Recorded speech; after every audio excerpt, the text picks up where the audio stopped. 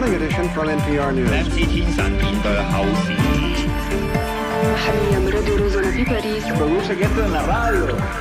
France Inter, le 18-20. Il y a tant à jouer dans les pieds des footballeurs marocains dans moins de 2 heures maintenant. Il y a tant aussi sur leurs épaules. À eux seuls, ils portent l'Afrique, ils portent le monde arabe.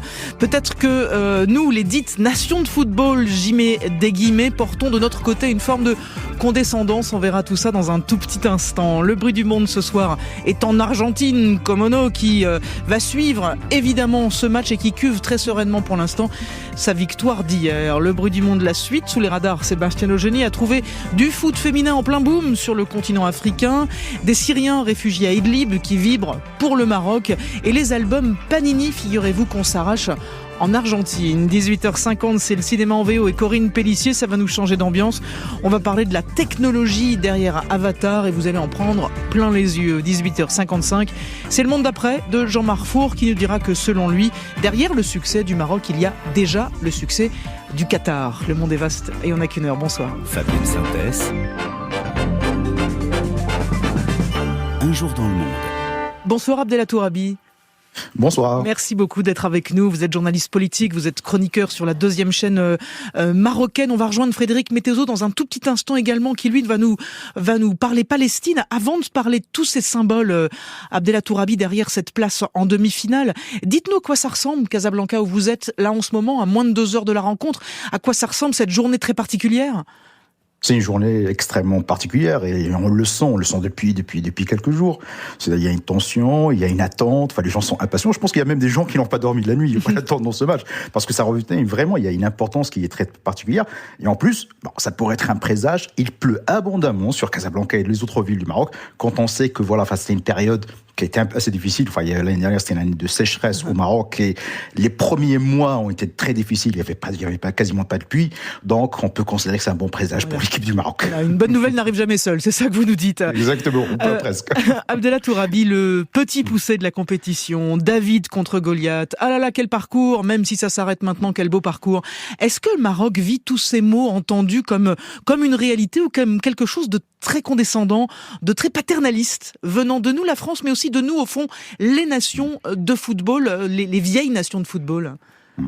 Alors je dirais les deux. C'est-à-dire que soyons réalistes. C'est-à-dire, il y a personne, même les rêves les plus fous, ne pensaient que le Maroc allait arriver en demi-finale. Ça c'était une réalité. Même le sélection nationale, le joueur le disait au début. Mais après, quand on regarde un tout petit peu la réalité même de cette équipe nationale, elle est d'abord produit d'un travail qui est acharné, d'un travail de longue haleine. C'est-à-dire qu'il y a beaucoup de joueurs marocains qui se sont formés ici au Maroc, à l'Académie Mohamed VI, spécialisée dans la formation de footballeurs. Mais aussi, il y a une question qui est très importante, c'est qu'il y a aussi beaucoup de joueurs qui ont été formés, qui sont nés en Europe, qui sont formés en Europe. À l'image d'Achraf Hakimi, par exemple, le défenseur des PSG qui est né à Madrid, qui a été formé au Real de Madrid, etc. Il y a des joueurs.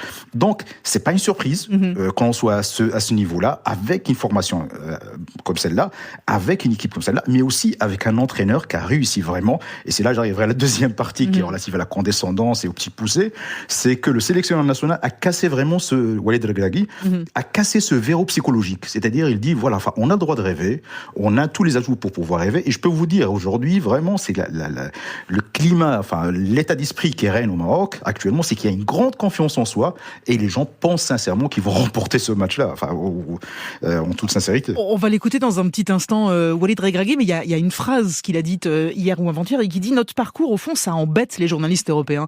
Est-ce que vous avez le sentiment, en effet, que le parcours du Maroc embête les journalistes européens ? Parce que, en fait, ça fait pas avancer cette Coupe du Monde comme d'habitude, si je puis dire, avec les classiques habituels.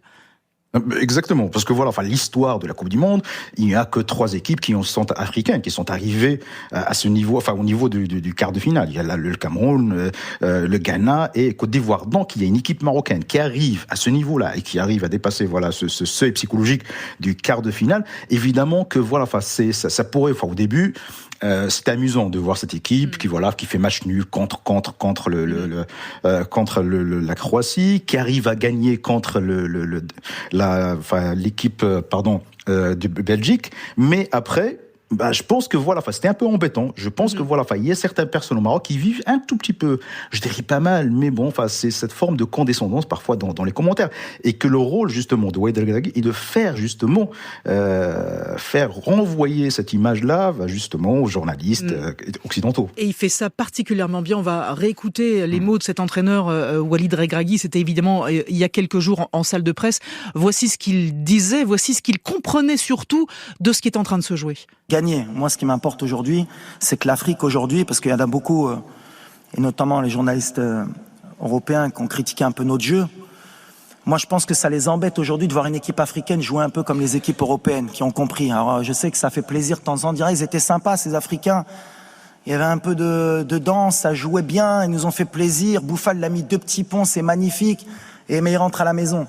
Non, c'est fini, on est passé à autre chose, on a envie de gagner. On a envie de gagner pour l'Afrique, on a envie de gagner pour les pays qui sont en voie de développement, qui dans le football, pour qu'ils apprennent qu'aujourd'hui on peut gagner avec un minimum, parce que c'est le football. Il n'y a pas qu'une manière de jouer. Et je prends exemple sur la France, parce que c'est bien beau, mais moi 2018, ils m'ont fait rêver la France, comment ils ont joué. Ils ont tout compris. Ils ont explosé tout le monde. Et contre l'Angleterre, ils n'ont pas eu 40 occasions. Ils ont explosé tout le monde. C'est la meilleure équipe. Si on peut prendre un peu exemple sur eux, demain, pourquoi pas ? Je crois qu'on a 0,01% de chance de gagner la Coupe du Monde au départ de la compète. Je sais pas, on est monté ou pas à peu près. Peut-être on doit être à 0,03 peut-être maintenant.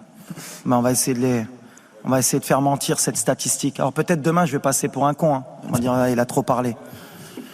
On est à 12. Alhamdoulilah. Alhamdoulilah. On va essayer de monter après le match un peu plus. Et c'est vrai qu'il est vraiment très très bon. Abdellah Tourabi, on a beaucoup dit à juste titre que le Maroc était peut-être en train de déconstruire l'ordre footballistique mondial. Enfin, on sent, y compris dans ce discours, qu'il y a bien d'autres choses qui sont déconstruites. Ça va bien au-delà de ça, cette arrivée du Maroc jusqu'en demi-finale et peut-être au-delà. Absolument. Et Walid Regragui le dit très bien. C'est-à-dire que voilà, c'est souvent pour les gens qui aiment le foot et qui suivent un tout petit peu le foot, on a toujours l'image de ces équipes africaines qui font un bon parcours au premier tour, mais qui ont un jeu flamboyant, qui sont équipes très relâchées sur le plan tactique. Là, on voit qu'il y a une équipe qui joue comme l'équipe de France en 2018, qui joue comme l'équipe d'Italie en 2014, et donc on a une équipe qui est extrêmement disciplinée sur le plan tactique. Ce qu'il dit vraiment juste, c'est-à-dire qu'on s'attendait pas, qu'une équipe africaine, une équipe du monde arabe, joue avec cette rigueur tactique, qui correspond à un jeu européen. Et on oublie aussi que cette équipe, il y a quelque chose d'européen dans cette équipe. C'est que les joueurs, une grande partie, comme je l'avais dit au début, qui sont formés en Europe, et l'entraîneur lui-même, il est franco-marocain aussi. Il y a cette part aussi de modernité, d'européanité dans le jeu de l'équipe du Maroc. C'est vous-même qui l'avez dit, je crois, Abdellah Tourabi. Il y a un jeu même à leur corps défendant, au fond, pour ces Marocains, dominés, un jeu nord-sud aussi. C'est extrêmement lourd à porter sur les épaules de ces jeunes gens quand même, non ? C'est très lourd pour des joueurs, des jeunes joueurs parce que la moyenne d'âge de l'équipe marocaine c'est 22 ans, 23 ans. En fait, pourquoi j'avais dit que c'est les Marocains, l'équipe du Maroc correspond, porte ces espoirs-là, c'est quand on regarde un tout petit peu ce qui se passe dans le monde arabe, les vidéos qui sortent sur les réseaux sociaux en Afrique. Il y a quelque chose qui est l'ordre de l'extraordinaire. À un moment, on pensait que le monde arabe n'existait plus, qu'il y a des rivalités. Le Maroc, par exemple, et l'Algérie, il y a actuellement une tension diplomatique, une tension entre les deux États qui est assez forte. Mais quand on voit, par exemple, sur les deux frontières des deux pays, alors que les frontières sont fermées, qu'il y a des gens qui sont amassés des deux côtés des frontières pour se féliciter, se congratuler, et quand on voit des images des réfugiés syriens à Gaza, etc., en Égypte, etc., c'est comme si les équipes de ces pays sont en train de jouer. On dit que l'équipe marocaine, c'est plus que l'équipe d'un pays, du Maroc, mais elle représente quelque chose de plus grand que juste une équipe nationale. Allons-y faire un tour justement du côté de la Palestine qui a vu effectivement dans ses victoires marocaines sa victoire à elle, enfin un peuple arabe qui donne l'occasion de se réjouir. C'est aussi ça. Bonsoir Frédéric Mettezo. Oui, bonsoir à tous. Parce qu'au moment où on se parle, le Maroc c'est le monde arabe, c'est aussi la Palestine, c'est tout ça ensemble.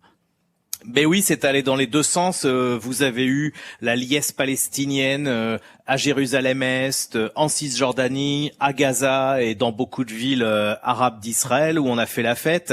D'ailleurs, il y a quelque chose de très intéressant à noter, c'est que beIN, vous savez, la grande chaîne sportive, a fermé les yeux sur le fait que des chaînes locales palestiniennes ont piraté le signal et diffusé la Coupe du Monde. C'est gratuit, c'est cadeau. Et puis, il faut aussi raconter l'emballement des commentateurs sportifs sur la télévision publique israélienne en langue arabe. Ils sont derrière le Maroc. Mais cette liesse, ce soutien palestinien, c'est aussi le soutien aux Palestiniens, c'est-à-dire que depuis le début de la Coupe du Monde, on voit les supporters des différents pays arabes brandir le drapeau palestinien. Voilà, et surtout ce drapeau, il a été brandi par les joueurs de l'équipe nationale du Maroc après leur victoire. Faut quand même savoir que ce drapeau palestinien, il est souvent pourchassé par la police israélienne à Jérusalem-Est. Donc c'est une grande fierté palestinienne de voir ce drapeau et une grande fierté de voir la première Coupe du Monde organisée dans un pays arabe qui pour l'instant se passe bien. Une dernière chose quand même, Frédéric, ce qui est intéressant et presque étonnant, c'est de voir que cet engouement, il existe aussi, si on regarde bien, côté israélien. Ben oui, les Israéliens, vous avez à peu près 8 millions d'Israéliens juifs et vous en avez 10% qui sont originaires du Maroc. Donc forcément, ça fait une base de soutien populaire assez importante pour le Maroc. Et en même temps, même s'il y a des soirées dans des restaurants à Tel Aviv, une soirée à l'ambassade du Maroc en Israël, eh bien les Israéliens, ils comprennent pas trop. Ils se disent mais comment ça se fait? On a beaucoup lu d'articles comme ça dans la presse israélienne. Comment ça se fait? On a signé les accords d'Abraham et pourtant, ces joueurs marocains, ils brandissent le drapeau palestinien. Les supporters des pays arabes, ils se moquent des journalistes israéliens qui sont au Qatar. Je vais vous résumer la réponse en une phrase par un édito, du journal Haaretz, donc journal israélien de gauche, qui dit « Il suffit pas de faire des accords diplomatiques avec des monarchies arabes, il faut aussi rapprocher les peuples. » Merci beaucoup Frédéric Mettezo. Abdellah Tourabi, jusqu'à quel point ce qu'on entend là et qu'on a vu dans toutes les images résonne aussi à Casablanca, et donc ça aussi c'est sur les épaules des joueurs? Oui, bien sûr, évidemment. Et c'était ce qui a été dit tout à l'heure. Et c'est assez drôle de le remarquer. C'est-à-dire, quand on voyait les réactions, il y avait quasiment les réactions de tout le monde. C'est on regardait un tweet du porte-parole de l'armée israélienne qui félicite le Coupe du Maroc au même moment que le Hamas et au même moment que l'autorité palestinienne. C'est-à-dire que c'est le Maroc a réussi à fédérer tous ces gens-là pour des raisons qui sont différentes. Ça a été rappelé tout à l'heure, la relation entre le Maroc et Israël, le fait qu'une grande partie de la population israélienne est d'origine marocaine et qui garde un attachement et un grand lien avec le Maroc, mais aussi le fait que la question palestinienne n'est pas encore disparue dans les cœurs des Marocains, elle est encore existante. Les accords d'Abraham ont été signés, mais cela ne veut pas dire que que c'est la question palestinienne, elle a complètement disparu de la tête et des cœurs des Marocains. D'abord conquérir les cœurs, effectivement, comme le disait cet éditorial. Abdellah Tourabi, on a bien vu que le roi du Maroc était sorti dans les rues de Casa après le quart de finale, je crois, ou après le 8e de finale. Vous voyez, je me souviens plus. En tout cas, on l'avait pas vu depuis 8e de finale. Voilà, on l'avait pas vu depuis des mois, ce roi du Maroc. Qu'est-ce que ça dit? Comment surtout ça a été interprété chez vous, cette arrivée subite en voiture du roi du Maroc? Ça a surpris tout le monde. C'est-à-dire les images ont circulé rapidement. On voyait le roi du Maroc descendre dans les rues de Rabat avec un petit drapeau. Le drapeau qui coûte 1 dirham. Vous voyez le petit drapeau marocain qui coûte pas du tout cher et que qui est en train de le brandir. Et vraiment, c'est une image qui a fait énormément plaisir aux Marocains. Ça a participé à créer justement cette communion, cette unité autour de l'équipe nationale. Et il ne faut pas oublier que le roi aussi, je pense, qui est aussi un grand fan de football, il ne manque pas une occasion de féliciter les équipes marocaines, au moment de victoire. On l'a vu par exemple quand certaines équipes clubs marocains qui ont remporté des compétitions africaines, on voyait que il intervenait directement pour féliciter les équipes. Et le foot est évidemment souvent utilisé, et dans un pays comme le vôtre particulièrement d'ailleurs, et même depuis Hassan II, mais le foot c'est bomber le torse pour sa patrie, c'est sortir ses drapeaux avec fierté. Vous êtes dans un pays qui a été très éprouvé par la crise économique, aggravé par le Covid. Vous êtes un pays, vous le disiez, qui a eu des problèmes de sécheresse qui ont été terribles. Un pays qui a vu aussi des manifestations qui ont été réprimées au moment du RIF. C'était entre 2016 et 2017. Est-ce que cette équipe fait oublier tout ça ou est-ce qu'elle réveille d'une certaine façon aussi le mouvement social? Parce que réveiller la cohésion, c'est peut-être aussi réveiller un mouvement social. Absolument. Ce que vous dites est juste.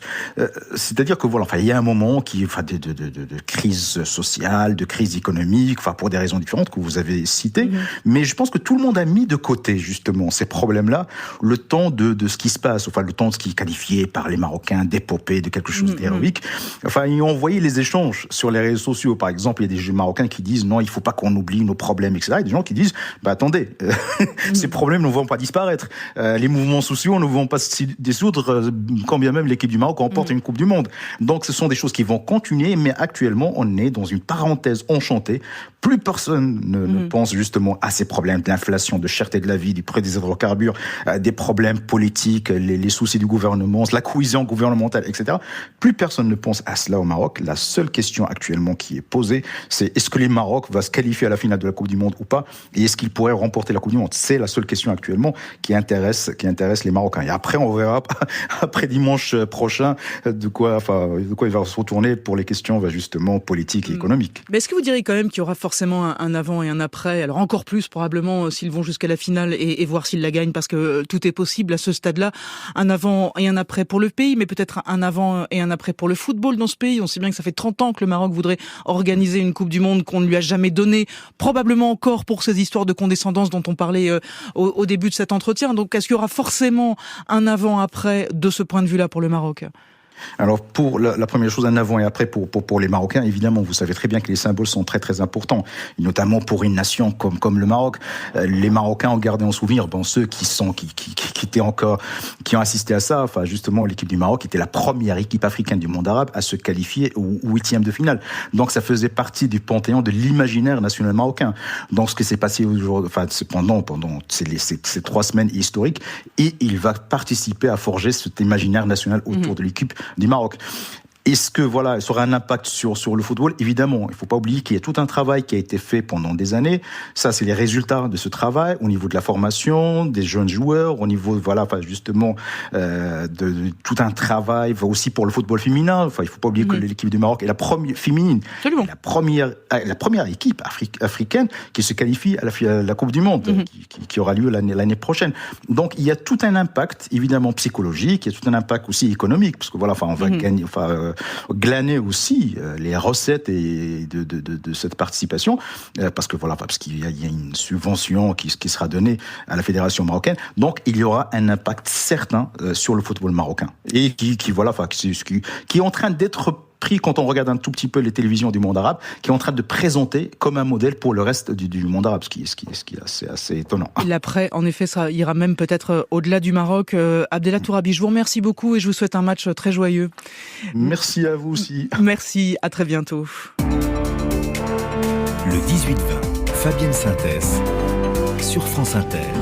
La suite ce soir, ça se passe en Argentine, où c'est plutôt la France qu'on attend au tournant, mais on va regarder évidemment ce match quand même avec beaucoup d'attention. Et puis pour aller jusqu'à 19h, la fine équipe du mercredi, c'est vous, Sébastien Eugénie, sous les radars. J'irai aussi en Argentine, figurez-vous, la passion pour les albums Panini tourne à la folie. C'est le cinéma en VO et Corinne Pellissier, vous allez nous sortir un peu de tout ça. Bonsoir Corinne.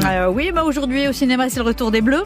Alors c'est pas du foot, bravo. C'est Avatar, c'est avec les fameux personnages Na'vi inventés par James Cameron. Et le monde d'après, c'est Jean Marfour qui est rentré en courant regarder le match, mais qui sera là pour nous parler de ce qu'il considère déjà comme une victoire du Qatar. A tout de suite tout le monde, le tour de la planète continue, il passe régulièrement de part et d'autre de la Méditerranée ce soir. Voici Indy Zahra, franco-marocaine qui vit en France depuis 30 ans.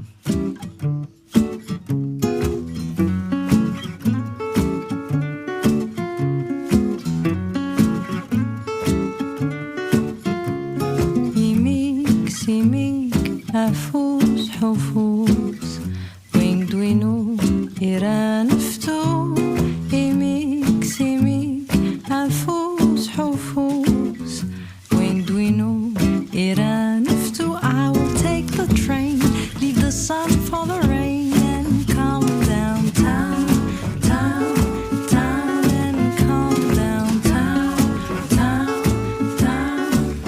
I'll spend money and time, lose friends and cry.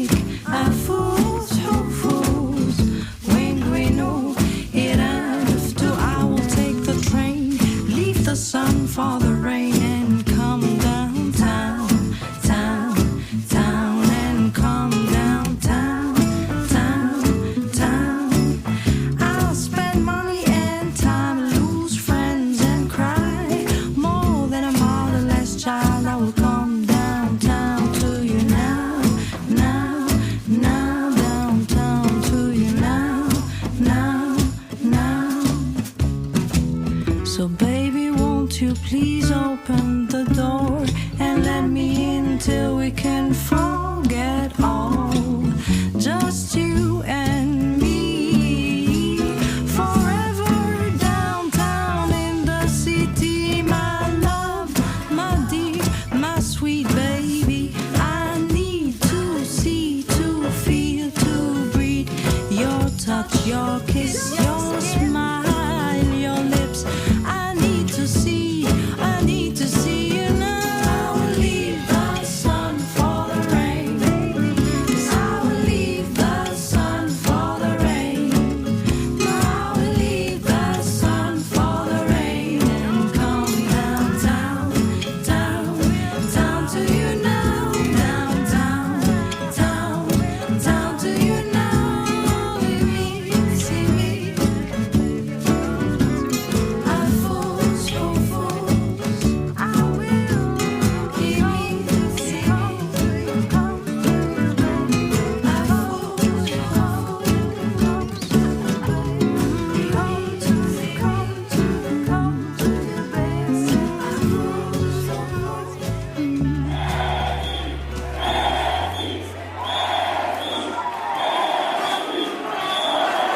Oui, le bruit du monde ce soir est en Argentine, forcément, qui regarde son futur adversaire ce soir et qui savoure en attendant le jour de la finale. Une équipe donc retrouvée dans un contexte économique difficile dans ce pays, l'Argentine. Le foot est un joyeux répit et le reste, c'est Caroline Vic qui raconte.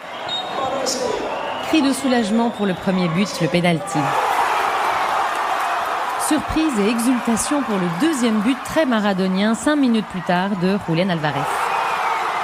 Et enfin, explosion de joie pour le troisième but, suivi jusqu'à la fin du match d'innombrables chants.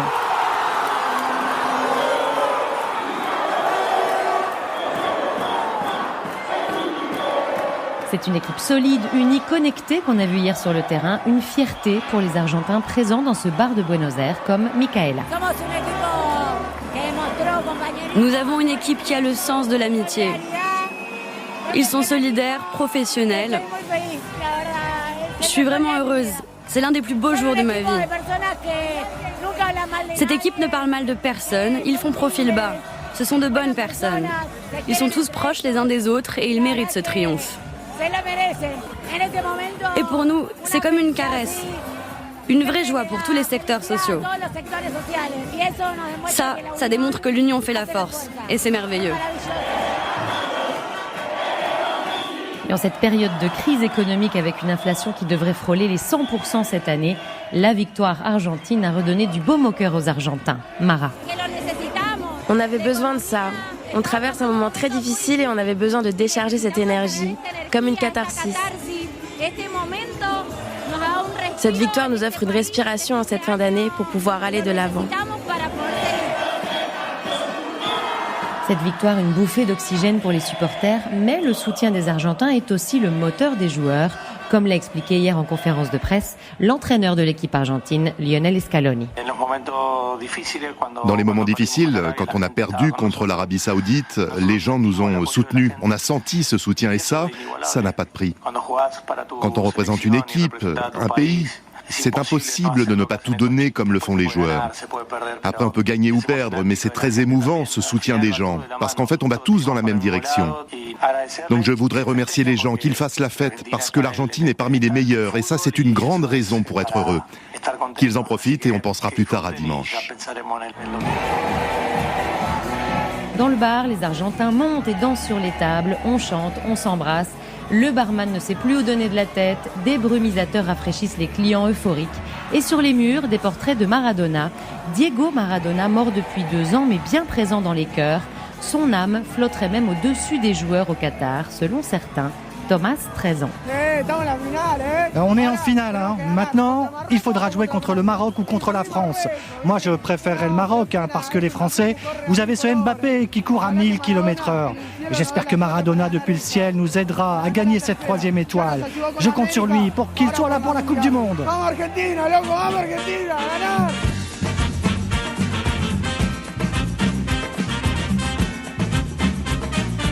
Et comme le dit Thomas, ce sera en effet le Maroc ou la France en finale. Beaucoup d'Argentins souhaitent affronter la France pour plusieurs raisons. D'abord pour Sergio, Messi mérite plus la coupe que Mbappé. Ce serait très beau de gagner contre Mbappé parce que je ne l'apprécie pas beaucoup. Et il semble fier et hautain. Contrairement à Messi qui représente la passion et l'amour pour le football, qui est un capitaine apprécié de tous, ce serait bien que la finale de ce tournoi donne ses lettres de noblesse au sport. Qu'il y ait un message positif transmis par celui qui remportera le trophée. Et Messi mérite d'être cette figure mondiale qui portera la coupe. L'autre raison pour laquelle les Argentins souhaitent une finale contre les Français est cette petite rancœur qui est restée après leur élimination lors du dernier mondial contre la France. Jonathan. J'espère qu'on jouera contre la France parce que c'est une bonne équipe et c'est un beau défi de gagner contre des bons. Et puis c'est notre revanche. Maintenant, c'est à nous de porter le trophée, surtout qu'on a le meilleur Messi de tous les temps. Ce serait beau de le voir soulever la coupe pour sa fin de carrière. C'est en effet l'image de Lionel Messi qui manque à son album. Dimanche, l'Argentine jouera donc la 6e finale de son histoire en Coupe du Monde. Mais pour le moment, place au rêve, à l'illusion et à la fête. En Argentina nací, tierra de Diego y Lionel, de los pibes de Malvinas que jamás olvidaré. No te lo puedo explicar. Voilà, à certains égards au football, on aime moyen les Argentins forcément, mais en musique, on dit d'accord, il n'y a rien à dire. Allez, Caroline Vic pour le reportage, merci, à très très vite. Le bruit du monde, la suite, c'est l'actualité internationale passée sous les radars et dans le petit filet.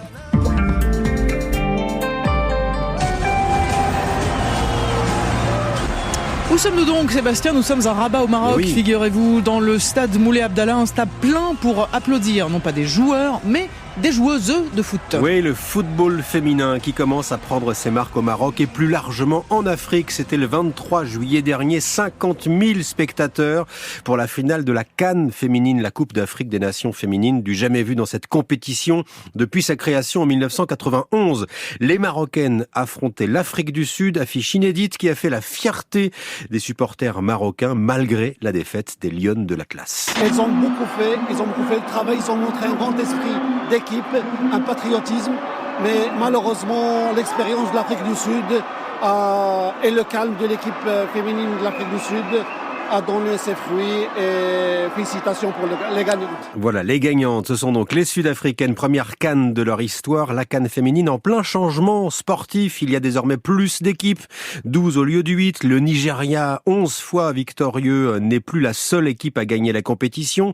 Un budget de la CAN 2 fois supérieur, plus de 2 millions de dollars. D'autres équipes qui émergent, notamment les Marocaines, où une académie de foot a été créée il y a 6 ans. Bref, le foot féminin africain grandit petit à petit. Prochaine étape, c'est la Coupe du Monde féminine, pour laquelle d'ailleurs les Marocaines sont qualifiées. Le meilleur résultat africain, c'est les Nigérianes, encore une fois, qui se sont hissées en quart de finale de la Coupe du Monde. C'était en 1999. Rendez-vous l'an prochain en Australie et en Nouvelle-Zélande. Et on le sait, on en a parlé d'ailleurs à l'instant, Sébastien, le Maroc fait rêver tout le monde arabe, tout particulièrement dans des régions en proie à des conflits sanglants. Oui, l'épopée du Maroc est très suivie, notamment au Yémen, ravagé par la guerre civile, à Bagdad, en Irak, régulièrement secoué par des attentats, et puis en Syrie, où la guerre se poursuit, là-bas aussi à bas bruit. Les réfugiés là-bas sont des centaines de milliers parqués dans des camps, notamment autour d'Idlib, dernière poche de résistance au régime de Bachar el-Assad. Dans ces camps, on s'est organisé pour voir les matchs malgré le froid, les coupures d'eau et d'électricité. À Barisha, par exemple, ils seront des centaines de Syriens ce soir à soutenir le Maroc, drapeau syrien, marocain et palestinien mélangés, sous une grande tente devant une télé raccordée à un générateur. Tout le monde ici est heureux, raconte ce déplacé syrien. Ça nous permet d'oublier les souffrances que nous avons endurées sous les bombardements. Je voudrais, ajoute-t-il, envoyer un message aux joueurs marocains qui ont rendu ça possible, qui nous ont permis d'oublier nos soucis ici dans ce camp. Je leur adresse 1000 salutations. Chapeau à eux, parce qu'avec cet exploit, ils ont uni les cœurs arabes et fait du sang arabe un seul et même sang. Voilà un message envoyé depuis un pays en guerre à destination des Lions de l'Atlas qui portent décidément sur leurs épaules tous les espoirs de la région. Et puis on termine en Amérique du Sud où la passion pour les albums Panini atteint des sommets cette année. Oui, les petites vignettes à l'effigie des joueurs du foot du monde entier se vendent comme des petits pains en Amérique du Sud. Certaines que la Coupe du Monde va revenir sur le continent cette fois. Carton plein au Pérou, au Venezuela, en Uruguay et surtout en Argentine. Donc, surtout depuis que l'Albiceleste est qualifié pour la finale, l'Argentine où le marché des albums Panini est devenu un vrai sujet de société. Malgré l'inflation qui va atteindre 100% cette année en Argentine, eh bien les les Argentins sont prêts à payer le prix cher pour remplir les 700 cases d'un album Panini. Il y a même rupture de stock dans les points de vente. Résultat, les fans viennent tous les week-ends au parc Rivadavia à Buenos Aires pour acheter, vendre, échanger des vignettes. Un marché noir à ciel ouvert qui attire des retraités, des enfants, des cadres sup même, travaillant dans la finance, comme ce quadra à la recherche de cartes rares. Et si vous calculez, dit-il, chaque album me coûte environ 150 € à remplir. Moi, j'en ai déjà terminé 7, donc ça fait plus de 1100 € environ. Mais en fait, je pense que j'ai dépensé plus. Au total, près de 2000 €. 2000 €, Fabienne, c'est-à-dire 5 fois le salaire moyen argentin. Le plus coûteux, évidemment, c'est Messi. L'image de Messi vendue à 100 pesos, 2,50 € au marché noir.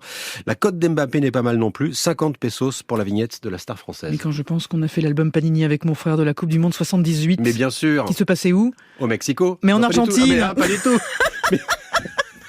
Mais sortez, Sébastien. Allez, on reste dans le tempo de la soirée. Enfin, je crois, non? Oui, on me dit oui de l'autre côté de la vitre, évidemment. Enfin, allez, on reste dans le tempo de la... Mais tellement, vous allez voir, à lui seul, il fait presque toutes les équipes en même temps. Voici Maes, c'est un rappeur français d'origine marocaine. Et son titre, Dybala, fait référence à un joueur de foot argentin. Mais c'est dingue.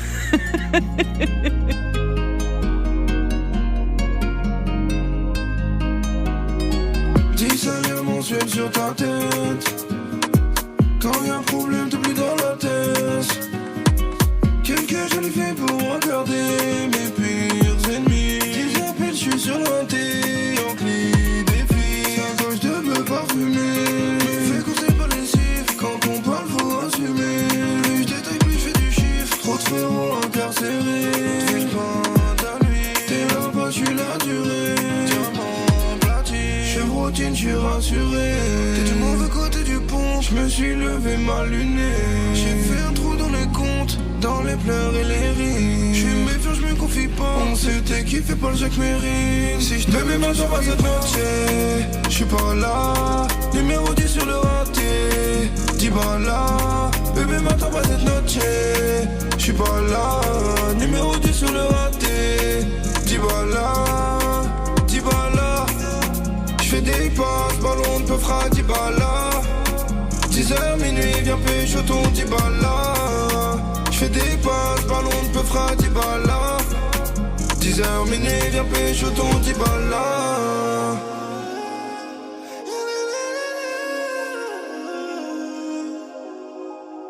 Audi noir, c'est la nuit, sur la A7, je vois la lune, je tire une barre, les pleins phares de 80 sur le bitume. Je suis avec ma petite, fais une petite balade. Je avec ma petite, fais une petite balade. Je vois les képis, je casse la salade.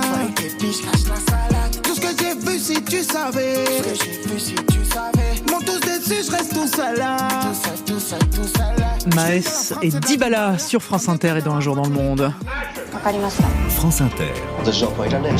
Un jour dans le monde. So, we start.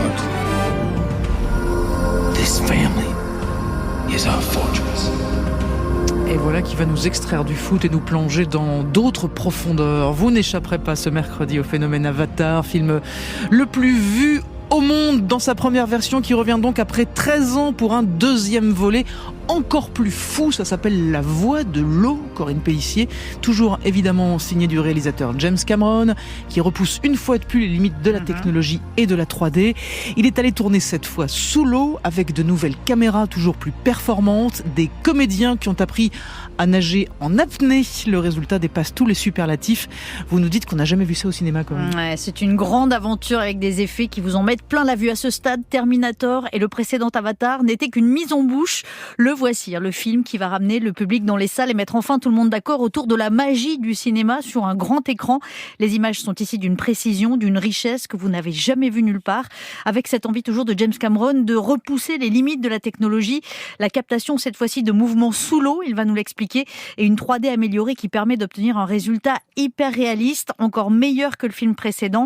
On a vraiment l'impression cette fois-ci d'être dans l'histoire avec les navis, de partager leurs aventures qui mettent toujours en scène l'homme, la machine, la nature. C'est l'autre grande force du film, sa conscience politique. On est parti pour une grande saga d'au moins 5 films. Le 3e Avatar, figurez-vous, est déjà tourné. Il sortira en 2024 avec de nouvelles caméras sans doute qu'on n'a même pas encore inventées. Un rêve de gosse pour le cinéaste connu pour son goût du monumental et de la technologie. Vous savez, je suis un grand rêveur, et la plupart de ces idées m'animent depuis des années. Ce n'est pas moi qui fabrique les caméras, je me contente d'aiguiller les pros sur mes besoins, et c'est vrai qu'on a beaucoup expérimenté. Notamment pour améliorer les images de performance capture sous l'eau, pour qu'on ait vraiment l'impression que les comédiens évoluent dans l'eau alors qu'ils sont filmés sur fond vert. Je trouve ça tellement amusant. La 3D a atteint aujourd'hui un niveau de performance vraiment intéressant. On peut tout faire, en tout cas bien plus qu'il y a 10 ans. Mais vous savez, c'est une chose de trouver la réponse à vos questions techniques. C'en est une autre d'expliquer à vos comédiens qui n'ont jamais fait de plongée qu'ils vont devoir apprendre à retenir leur souffle pendant 5 minutes. Kate Winslet n'en revenait pas, elle a tenu 7 minutes 30. Sigourney Weaver, 6 minutes 30. Ça vous donne une idée du sérieux avec lequel nous envisageons le cinéma et à quel point nous essayons d'optimiser l'expérience du spectateur. Un film comme celui-là convaincra, j'espère, le public sur le potentiel du grand écran. Je suis incapable, bien sûr, de vous dire si ça va marcher, mais on y a pris beaucoup de plaisir. Il fallait essayer. On verra. Ce qui veut dire, Corinne, que la 3D reste l'avenir du cinéma ? Alors, en tout cas, James Cameron y croit dur comme fer. Il promet pour les 3 prochains volets d'Avatar des inventions encore plus dingues. Je ne sais pas si vous aurez demain, Fabienne, une télévision 3D dans votre living room, mais la technologie qu'on pensait devenue un peu gadget ces dernières années fait avec le film un retour assez sensationnel et coûteux. On parle ici en off d'un film à 350 millions de dollars. Mais le chemin parcouru depuis le premier Avatar est tellement spectaculaire que le cinéaste n'a pas eu de mal à convaincre le producteur de la saga, John Lando. Je suis déçu de constater qu'au final, assez peu de cinéastes se sont emparés de l'outil 3D. Pour moi, c'est l'avenir. Elle sera bientôt partout et sur tous nos appareils. C'est tellement plus immersif et réaliste. Mais à Hollywood, on n'aime pas les révolutions. Il faut y aller tranquille en prenant son temps. Et les choses finissent par évoluer. En tout cas, j'espère que ce nouvel Avatar, La Voix de l'eau, donnera des idées à d'autres réalisateurs. Car jamais la 3D n'avait permis de tels résultats jusqu'ici. Those are things that we could not do before. The way of water connects all things. Et à l'époque est sorti le premier Avatar. Très peu de salles dans le monde ont été équipées pour diffuser des films en relief. Aujourd'hui, ce sont des séances quasiment toutes les heures proposées dans tous les formats possibles et imaginables 3D, de l'IMAX en écran géant à la 4DX avec les fauteuils qui bougent pour ne plus simplement aller voir un film au cinéma, mais vivre une expérience. Les premiers résultats des entrées aujourd'hui donnent un peu plus de 5000 spectateurs à 14h à Paris. Et oui, impossible en tout cas de vivre ça dans son salon. Corinne Pellissier, merci. On se retrouve évidemment la semaine prochaine. Fabienne Synthèse, le 18-20. Le monde d'après de Jean-Marc Four. Jean-Marc, nous sommes donc à 1 heure maintenant de la demi-finale France-Maroc. Et pour vous, le parcours époustouflant des Marocains cache et sert en même temps un autre succès très politique. C'est celui du Qatar. À 4 jours de la fin de la compétition, l'Émirat est en train de réussir son pari. C'est votre monde d'après. Oui, une grande ferveur, c'est donc emparé de l'Afrique et plus encore du monde arabo-musulman. Vous le disiez tout à l'heure, le match sera suivi partout, de Bagdad au Caire, d'Amman à Gaza. L'équipe marocaine est devenue l'emblème d'une fierté collective, l'incarnation d'un Sud qui prend une revanche vis-à-vis d'un Occident longtemps condescendant. Le Maroc, c'est donc le drapeau. Mais le porte-drapeau, c'est le Qatar. L'échec sportif de son équipe nationale, 3 défaites en 3 matchs, est oublié. Le Maroc est devenu son substitut. Et les Qatariens peuvent affirmer que sans eux, rien n'aurait été possible. S'ils n'avaient pas décroché l'organisation de la compétition, il n'y aurait sans doute pas eu cette ferveur transnationale sans précédent derrière les lions de l'Atlas. Y compris l'un des aspects les plus inattendus de cette ferveur, le retour de la cause palestinienne, avec tous ces drapeaux palestiniens brandis dans les stades, brandis également par les joueurs marocains après leur victoire. Signe que le sujet de la Palestine, volontiers omis par les gouvernements des pays arabes, reste majeur pour les populations de ces pays. Ajoutons que le Qatar a rempli son contrat sur l'organisation, pas de fausses notes majeures sur la billetterie, les transports, la sécurité. Il démontre qu'un pays arabo-musulman est parfaitement capable d'organiser ce type d'événement. Voilà donc le Qatar rendu là où il voulait, au centre du monde et en particulier au centre du monde arabo-musulman. Donc vous dites quoi, Jean-Marc ? Réussite symbolique et diplomatique pour l'Émirat ?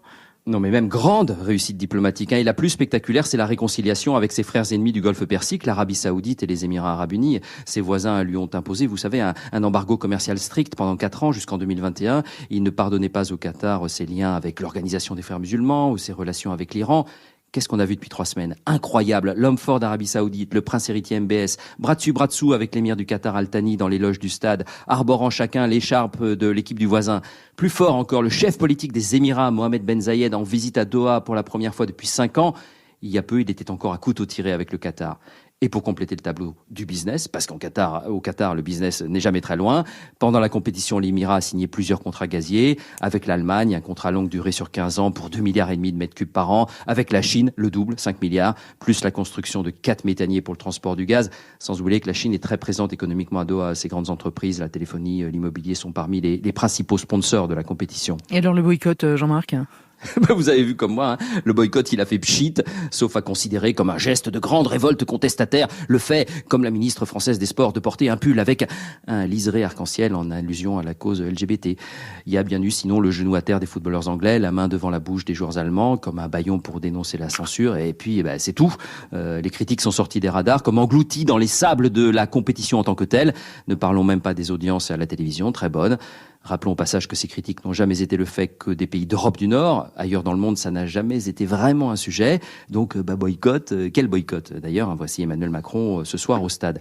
Entendons-nous bien, je suis pas en train de dire que le Qatar est devenu vertueux, ni sur la facture environnementale, ni sur les droits sociaux. Je dis juste qu'il a, sur ce terrain aussi, gagné son pari et le sujet est passé à l'arrière-plan.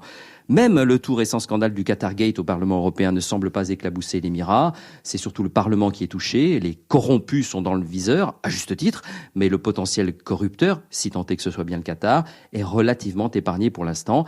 Bref, vu de Doha, tout se passe comme sur des roulettes. Allez, Jean-Marc Fourré, le monde d'après. Merci beaucoup. Jean-Marc, à tout de suite dans le téléphone sonne. Jean-Marc, je sens qu'on va encore avoir besoin de vous. On en reparle, en tout cas dans une poignée de secondes. Vous êtes dans le 18-20 de France Inter. Vous faites bien, ne bougez pas.